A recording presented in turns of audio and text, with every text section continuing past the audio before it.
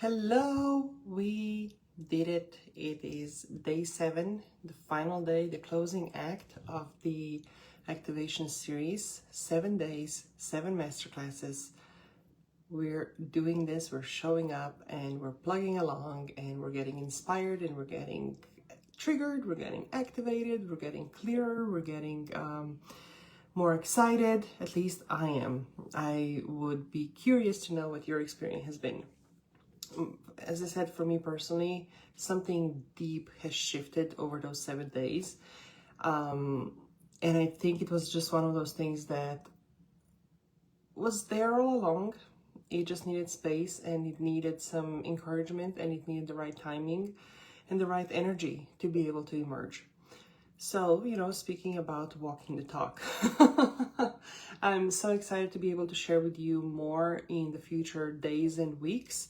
For now, we are focusing on sacred union relationships, actually sacred union strategy, which is the final masterclass in this series.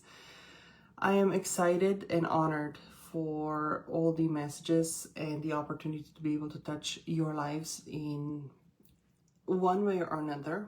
Thank you for opening your hearts and opening your mind to have me with you. I also have to admit that as incredibly rewarding this experience has been, I admit I've been a little nervous about it too, because I just got so comfort in my comfort zone of ultimate flexibility and the schedule that we kind of settled in with the family.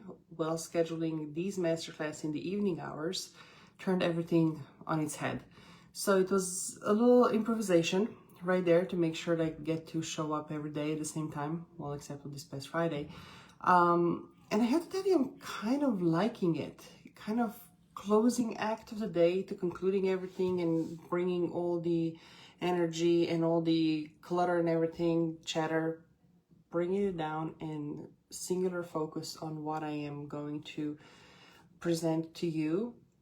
We'll see if there's a way for me to do something along those lines. Perhaps not a full-blown masterclasses every evening, but I'm kind of starting to like that groove. Anyway, today, as I said, sacred union strategy. What the heck is this? What sorcery is that?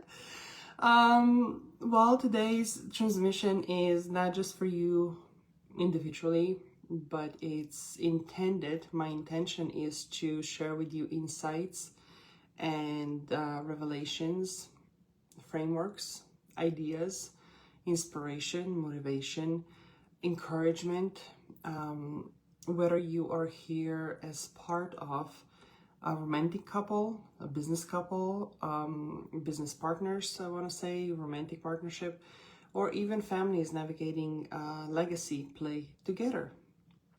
There's so many different dynamics when we talk about relationships, but I want to start at the very beginning, and I want to start at the one that is probably the most important one, and that is relationship we have with and towards ourselves. Mine, I know, has been evolving consistently, and it wasn't until later in my life, in mid-30s, late 30s, that I started to become a lot more conscious around relationships that I am building, the ones that I am maintaining, and also started to recognize some of the patterns. But the biggest breakthroughs for me have occurred when I became a mom, and I discovered a thing called conscious parenting. Now, as I mentioned in one of the videos in this series, our kids are pure gift. I don't know what we did to deserve them, and not just, in every sense of the word, but they are also really easy kids in terms of parenting them. And for a long time, I thought like, wow, this is so amazing, so easy in ways. Of course, conversations are getting more complex, and situations more complicated as they're growing older, as they should. But then I also realized, well, it's not just them that make things so much easier. It's also one of my gifts, and it's also one of my pillars in my own design, so to speak, that parenting comes really, really easy to me. And that's the first thing I want to start with. As I was contemplating, there's so many different entry points to have these conversations, and I'm just going to start with the one that comes easiest to me, which is parenting. And as I said, parenting has been, I started to see it in a whole different light after I became a parent, and I discovered this thing called conscious parenting, and Dr. Shefali, like probably millions in the world, pretty much at the same time. And she was one of the first ones that I noticed who was talking about building relationships with the child through building and repairing and nourishing and nurturing relationships within ourselves. And I thought at the time, I was like, wow, this makes total sense. Why did not so many others think about it before? And then I got to think back into my childhood. What was I experiencing as a child being parented? I grew up in a multi-generational home. There were 6 of us in a 3-bedroom apartment. It was lovely, loving relationships, always feeling supported, always feeling nurtured. There was always somebody there.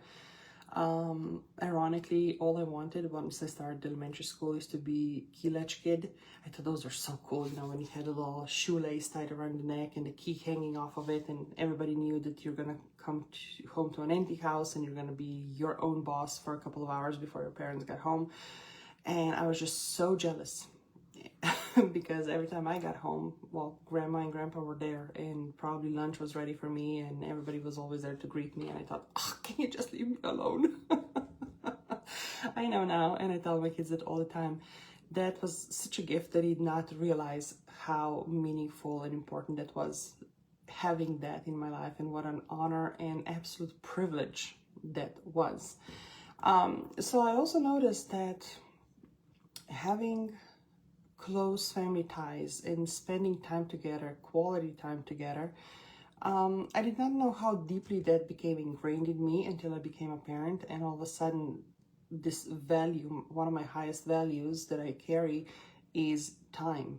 The gift of time that I can give you is more valuable than any other physical thing that I can possibly offer to you. So when the kids were little, I wanted to make sure that I design my own business, that I design everything that needs to be, that is flexible, movable, around their schedule. And that's when I discovered, like I said, the conscious parenting, and I started to realize that, okay, they are easy kids, yes. Parenting comes easy to me, yes. And also, what are some of the things that I should be looking for within? What are some of the triggers that, as kids do as they push the buttons? They are so good in showing us what are some of the wounds that haven't healed yet. And sure enough, there were a ton that I discovered. And I did not even realize, first and foremost, that I carried them. Secondly, I did not even realize until then how impactful they were on my marriage, and how impactful they were when it came to my own self-awareness, self-perception, confidence, ability to show up in the world in my power. And that started to peel back the layers, going back to my childhood and even further back, epigenetics, when all of a sudden, the upbringing, everything that I saw through these pink lens, perfect, like, there were some of the things that I picked up unknowingly, that I carry around subconsciously, and I really need to make sure I don't pass them down or project them onto my kids, and allow them to be and evolve and grow into their own wholesome beings who they already were wholesome, whole and wholesome, right? That at least is how I approached parenting in general. And why am I bringing all of that up? How does that relate to sacred union strategy? Well, one of the first mindset shifts, if you will, that I would like to offer to you is that you cannot build any relationship with anybody if you don't first come home to yourself. And my kids and I right now are in the phase when we're watching 2 TV series. Are they necessarily age appropriate? I don't know. We have the rewind and forward, fast forward button, and we have those conversations when it's time to press the buttons, of course. But 2 of them are The Crown and Call the Midwife. And it's really, they're starting to see a world that used to exist, and in some cases it still exists, when, especially for women, we're pretty much, if you didn't have a man in your life, you're pretty much worthless. And that relationship that I have developed with myself, and I know so many women have developed that relationship because that was what they were modeled, is the lack, or I want to say, the need to develop codependence. And I'm not gonna go into psychology. First, I am not a psychologist, I'm not a psychiatrist. What I want to offer is simply from my own observations and my own education. But at the end of the day, when we're talking about relationships and we're talking about our role that we play, you know, it's not 50-50, it's 100%. Whatever it is, you bring your 100%. And if you don't know who you are, chances are going to be using the other person as a crutch. You're going to be looking for the other person to fill that void. You're going to be looking for the other person to complete you. You're going to be looking for the other person to also balance you out. And as I said, you know, with becoming a mom, all these buttons were being pushed. And starting to look around my marriage, I recognized just how deeply even this sense of codependence was ingrained in me, ironically, simultaneously with this need to be fiercely independent. Because again, I was also raised in conviction, and all the hard evidence was there that the women in my lineage were severely abused in any way, shape, and form that you can possibly imagine, and still dependent on males in their lives in order to just survive. Their freedoms were taken away, their ability to make their own livings were taken away, and they were made subservient to their husbands. So of course, through there, I was modeled the need to be fiercely independent. That showed up all these years later as a wound, among others, as a money wound. And that was being stepped on and triggered tremendously when my business started to fall sideways, because at the end, I did not know who I was. I was navigating massive transitions of identity, emerging, releasing, figuring things out, coming out of postpartum depression, coming out of severe burnout, probably some anxiety mixed in there too. Disconnect, feeling incredibly isolated in New York, to the point where I just did not know anymore what to do. And I became really, in a not very healthy way, simultaneously pushing my husband away in this fierce need to figure it out on my own and to get up on my own feet and to prove my worth by fixing my bank account, so to speak. And on the other hand, really becoming dependent on him and needing him to be with us, and being really upset and triggered when he wanted to do his own thing. Even though at the time I couldn't see it. I could not see it, because I always consider myself as a really laid back and forgiving and, you know, this cool person who allows for a personal space. But I had no idea of just how controlling in some aspects I became. All of that is totally unscripted, actually. I don't have that anywhere in my notes, and I have never shared it with anybody before. But I do believe I need to be honest and sharing this side of my experience, because I don't think we talk about it enough. And I don't think there's enough honesty in that. And what I have encountered have been mainly PR polished rags to riches stories that totally skip this convoluted, falling apart, confused, ugly cry on the bathroom floor at 2 o'clock in the morning, experiences when you're just trying to figure out who the heck are you, so that you can figure out what is it you're contributing to the union, and figuring out what the union is supposed to even be at the end of the day, much less sitting together and figure out, is our shared mission still there? Are we still sharing the same vision? Are we still walking down the same path? I can't speak to my husband's side of the story. I can't speak to my kids' side of the story, but I do know that they had their own versions and their own lived reality, and I'll be curious if one day maybe we get to talk about it, just maybe as a family. But what I can say, that things started to shift when I first took radical responsibility for myself. And that's when I started to notice some of the patterns when it comes to relationships too.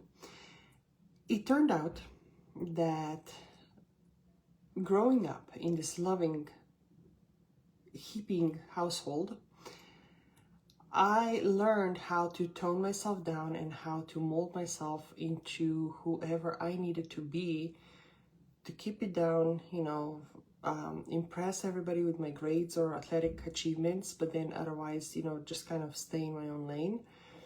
In the same time, I still remember the day when my little sister was brought home, and I felt this sense that I needed to protect her, like probably most siblings do. Like, I'm here for you. I still remember holding her hand and like, I'm here for you. I got you. And never really thought about any of that. That was just how it was. Through my basketball career, you know, then again, you're not on your own, and you learn how to play a particular role within a team. And when you travel with your teammates, you room with your teammates, you eat with your teammates, you study with your teammates, you're together 24/7, even more so. What is the role that I need to play? How do I fit in this synergy of 12, 15, 20 women?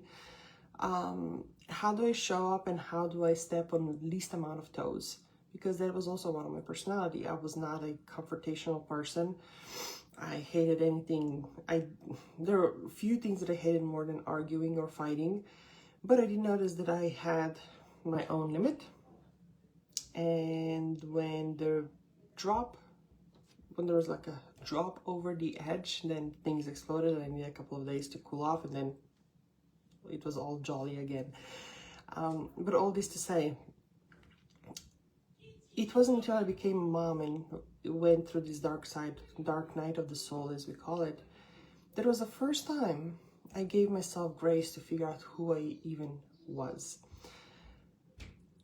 Many people, I would dare to assume, who are in long-term relationships, who are married, who have gone through their versions of ups and downs and transitions and dark nights of the soul and tragedies and so on and so forth, I assume that most of them will say also, you know, when we first got married, I am no longer the same person. I have changed so much. So building this sacred union, that was another thing that I didn't even think about it. We were not talking about it. The journey together. You know, I say in sickness and in health, in good or poor, and wealthy and poor, whatever these sacraments are. But do you really think about what does that mean in an everyday life? Do you even think about the detailed scenario? Can you even predict those detailed scenario? Can you even imagine what is your response going to be? What's your reaction going to be? I, for myself, I can tell you, probably not. So in that regard, the relationship that I have with my husband has evolved, as they usually do.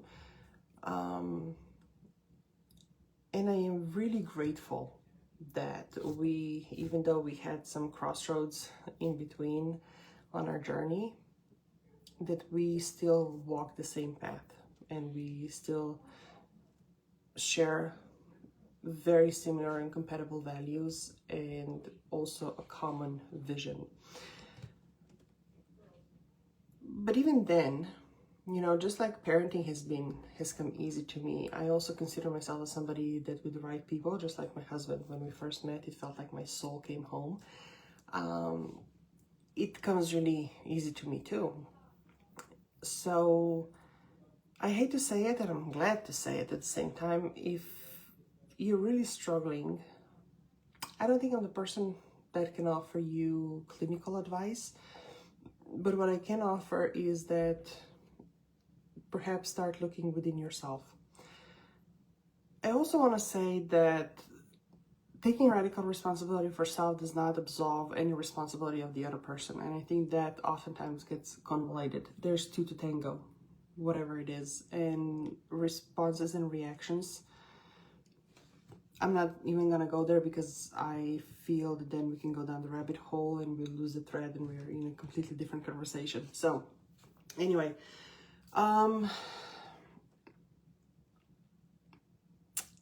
strategy. Where does strategy play a role when you talk about sacred union strategy? Because strategy always has this cold-blooded, calculated connotation, right? I would offer that as you move through your own life, as you learn about yourself, as you keep evolving and changing and become more and more aware of what makes you tick and how you tick and how you move through life, you're able to be more strategic about that as well. Then obviously, depending on circumstances, Michelle Obama actually talks about it a lot, how once moving into the White House, she had to be really strategic about building relationships that otherwise would have come easy to her, but there were so many physical obstacles, literally in a way, that she needed to be very intentional and very strategic about building those relationships. And that's where I would like to continue this conversation, especially when it comes to co-founders and professional relationships, because let's be honest, we are born in family. Perhaps we don't have much of a choice at first, but throughout life, we can choose what kind of relationship we want or do not want to maintain with our families. Those people that come across our paths, friends, partners, business partners, team members, we can be a lot more intentional there and a lot more strategic there. So for me personally, that was another thing that I have learned through entrepreneurship, actually, that building relationships comes in many different shapes and forms. And on the contrary to the belief that I was offered when I first started out, when it comes to networking, just go out there, give out as many business cards as you can, shake as many hands as you can, recite the elevator pitch as much as you can. This is just not how I operate.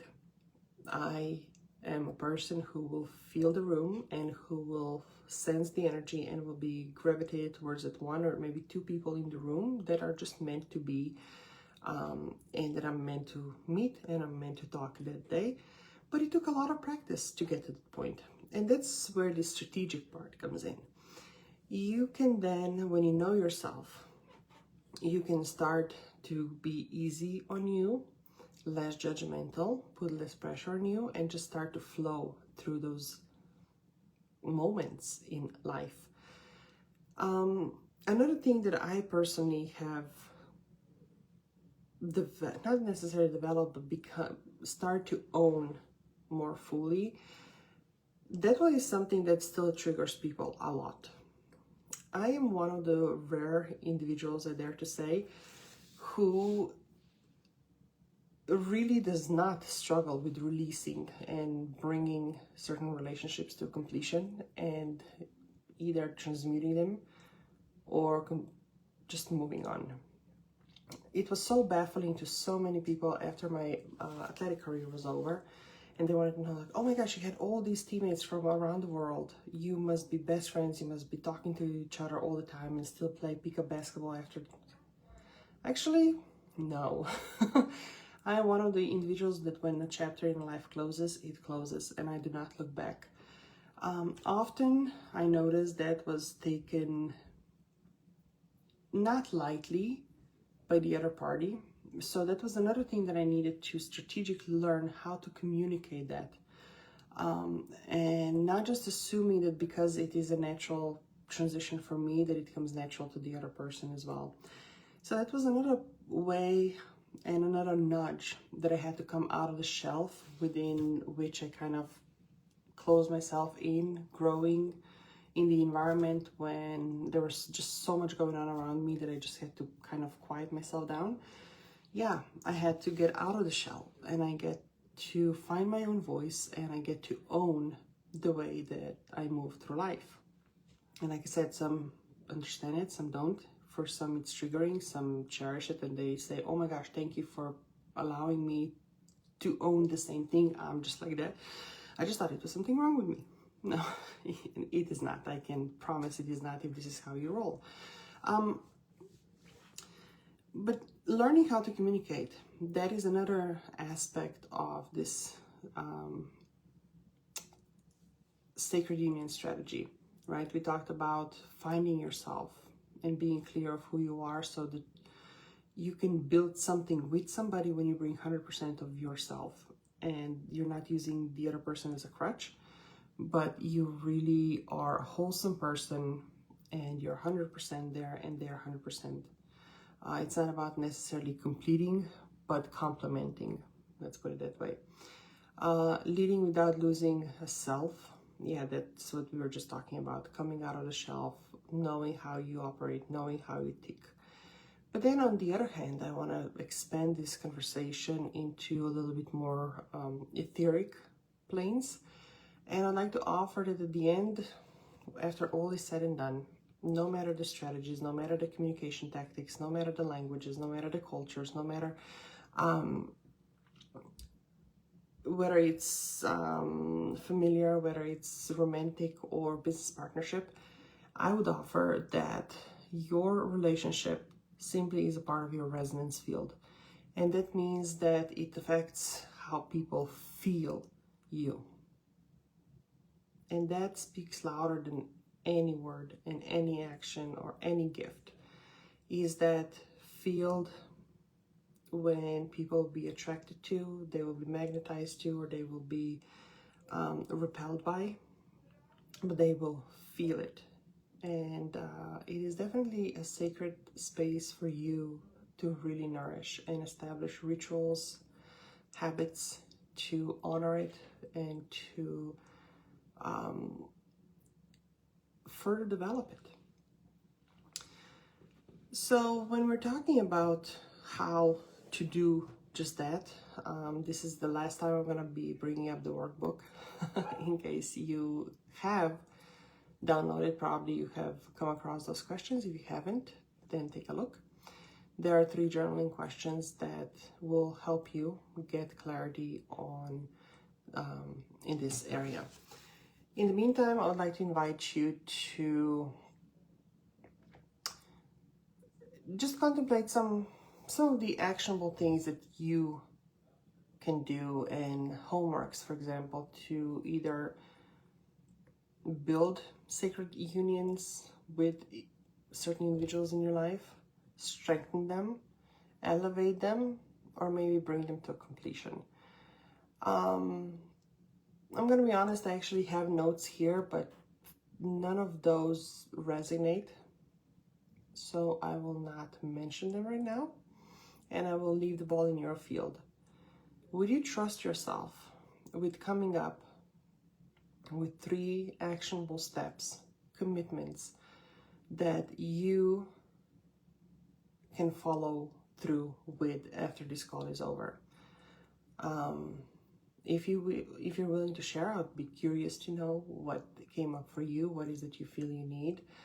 And if not, that is totally fine.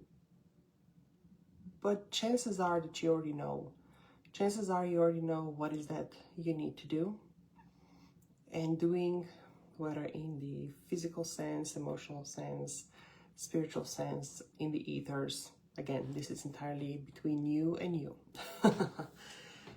Instead, what I would like to continue this conversation with is how to navigate challenges, because every union comes with challenges, some more severe and harder and painful and uncertain than others. I have been through my fair share. Like most people, by the time you reach 40, you have probably have quite a list of challenges you have been through. And as somebody, like I said, I'm not a confrontational person. I'm not gonna pick up the fight and I'm gonna yell.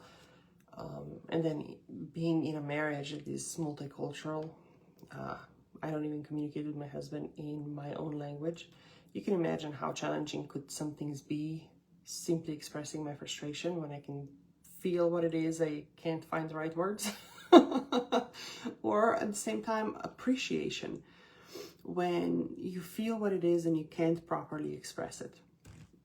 Or, you know, sometimes feeling something and you're not just quite sure how to even word it and you end up saying nothing. Or you feel that you need to express something but you're afraid it's going to be taken the wrong way and you don't say it. We've all been there. I've been there. It's still my ongoing practice, actually, to be quite honest. But what I have also learned in the dynamic that works for my husband and I, you know, I am the person who talks things through, sometimes to great annoyance. I not just talk to myself, but I will also bounce ideas off of him. Him, on the other hand, he's completely opposite. He thinks things through on his own, and when he has a solution, he will present it. Is it always the best solution? No, I'm still arguing that sometimes bouncing ideas off before that would be more helpful. But that's his way of doing things. But what I also found in navigating our sacred union is that I can sometimes, you know, we all base our current perception on our past experiences. And there are many moments, especially when I was going through challenges in my own life and with my own health, when I would simply project things and I would take them the wrong way, and I would take silence the wrong way, or I would take mumbling, so to speak, the wrong way. And it was not malicious, it was not ignorant, it was not mean. It's simply what it was on his end, and I misinterpreted it. So what I'm learning is to simply ask for clarification. Like, is this what I'm hearing? Is this what you mean? Same thing, being a strategist, being a creative problem solver. Nothing is easier to me than when somebody comes with a problem and I start presenting solutions. And I'm consciously learning that also, not only with my husband, but also with my kids. Do you just need me to listen? Do you want me to offer a feedback, a reflection, or do you want me to help with creating a solution? I'm not the best at it yet. It's still an active practice, but it has made a world of difference because it just creates this space. Another thing that I can offer that has been working for us too is, instead of me being upset when he chooses to watch TV in the evening and I'd rather talk, like, you know what, can we make an appointment? Can we set some time aside? I would like to have a conversation tonight.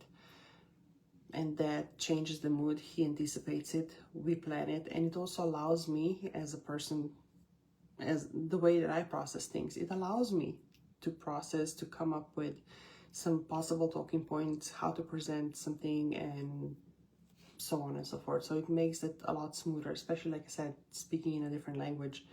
Sometimes it takes some time to find the words. And that reminds me, going back to the beginning of the conversation when it comes to parenting. When I discovered conscious parenting and realized how time is one of the values and gifts that I get to offer, I also noticed that, yes, the kids and I spent all day, every day together, but it was still not enough for them. And I thought to myself at first, like, what the heck? What do you mean not enough? But what they were craving was the undivided attention, one-on-one time. So what the girls and I started to do is setting date nights. And that was something super fun that we still do to this day, not as frequently, but we still do it. I literally opened my calendar or the one on the wall, the physical paper one, gave them their own markers, and they were able to circle 1 day per week or every other week, whatever, however they chose it.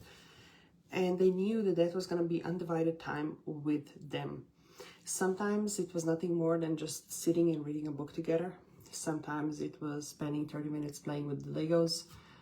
Sometimes it was some deeper conversations. Sometimes it was trip to get some ice cream and eat ice cream in a car by the Hudson River, watching the lights glitter in the dark, in the distance.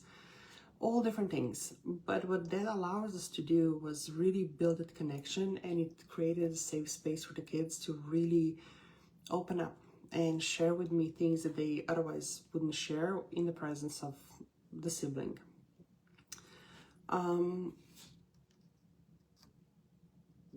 Date nights were a little bit more challenging to schedule with my husband because of his crazy career schedule and commitments.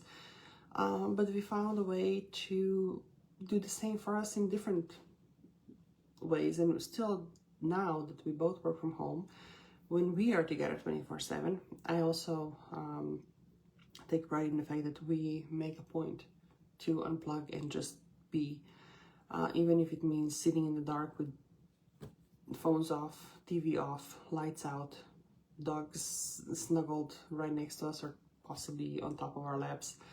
But just to spend time, even if there's nothing to talk about, sometimes it's just the presence of each other. Lastly, what I would also like to offer, especially if you're the type, let me phrase it differently. When you're a person who feels deeply, who is deeply intuitive, like myself, and you value and require and desire quietness and stillness just as much as you do deep conversations and the everyday hustle and bustle, again, it is really important for you to be able to honor that within yourself and to set boundaries, even with your family that you might love the most and you want to spend all the time. Because at the end of the day, it is this cup that you need to fill for yourself first in order to be able to continuously give. So to kind of bring this conversation to a conclusion, I'd like to offer that perhaps this is also an opportunity to take another look inward as you're assessing and building and nourishing the relationships that you have with people around you. Take another look and reestablish what is that you need within yourself to be able to, again, come home to yourself, especially when you're going through transition, when you're figuring things out, when there's novelty in your routine, when there's uncertainty in your future, when the hooks of the past are holding you back. Afford yourself that stillness and that quietness. And it doesn't necessarily mean sitting on a couch doing nothing. Stillness and quietness for me is morning walks with the dogs outside at the sunrise. It's quiet, it's calming, and it brings me, it really is a grounding energy. Maybe it's journaling, maybe you need to paint, maybe you need to write, maybe you need to dance, maybe you need to get fingers in a clay. That is actually one of the preferred methods for those who use fingers for typing all the time, and it's, you know, you need to get them dirty, or with the soil, planting, gardening, baking, cooking. There's so many different things that you can do. Cooking for me is actually one of the rituals when I listen to my favorite podcasts. Headphones in and I'm in the kitchen. People know to leave me alone. Even though sometimes that is bonding experience for me and my kids, and that is something we will plan because I do want to include them in the cooking process, and luckily they do a lot of cooking in their school too, so it's not that they don't get to cook, and they are getting old enough to now cook for themselves too when they come home from school sometimes. But just that shared experience and building a memory ultimately.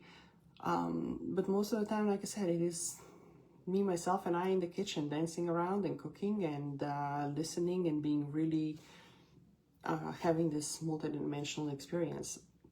So whatever it is that you need, Because the more that you know yourself, the more you will be able to not only give, obviously, but easier is also going to be to recognize when you are nearing that buttons, those triggers, the proverbial escalator, and you'll be able to be in control of how you respond as opposed to react, maybe even redirect, whether it's your energy, maybe it's your attention, maybe it's your mindset, before it escalates to the point when things fly through the room and they're shouting and yelling and slamming of the doors and so on and so forth. Although sometimes even that can be healthy. Again, different conversation for a different time. Yeah. Lastly, finally, what I wanted to also share with you that I don't think, maybe I have shared a couple of times in my writings, but not really talking about it much. Coming into my sacred union with my husband and also some of the business partners along the way,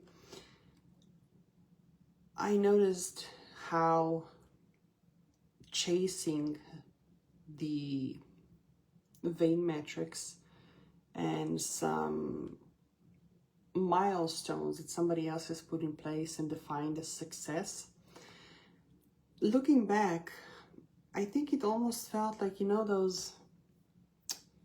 the huge balloons that are the size of a body, when you can actually step into them and they surround you, and then you roll down the hill and you're fine and it's fine and you bounce around but you don't get hurt. Well, imagine walking around through everyday life with this balloon.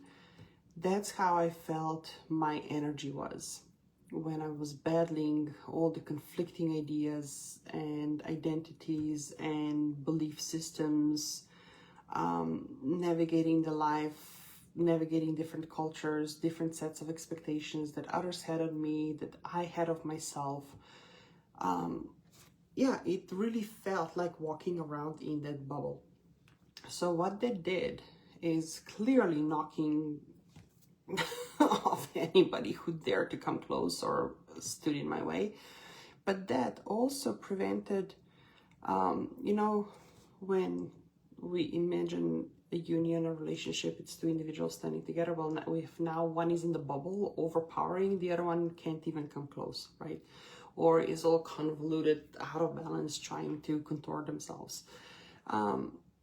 So what I would like to offer, and what I'm essentially saying, is that as we continuously work on ourselves, and as I continuously work on healing those wounds, and what is the word I'm trying to find? Detonating those buttons, triggers, or diffusing, I think it's the word. That bubble became smaller and smaller and smaller and smaller and smaller, and I was in my power. It's now the vertical energy that allowed those who wanted to be close really come close into my energetic space, and they were able to stand up and be fully empowered who they truly are. That also created incredible shift in, just like in my marriage, in parenting, in business partnerships, and also in friendships. And it all goes back to where we started, coming home to yourself. So I know today, as I'm thinking back, I really hope I was able to express, and that you were able to receive what I was expressing. Because it is one of the things that I'm looking now, is like, I hope I was clear enough. And I will simply have to trust that you, whatever is that you're hearing, is exactly what you need. And at whatever point of listening to perhaps this recording is exactly what you came to seek, and that you're finding it and you're receiving it and you're taking it, and none of that matters. Yeah.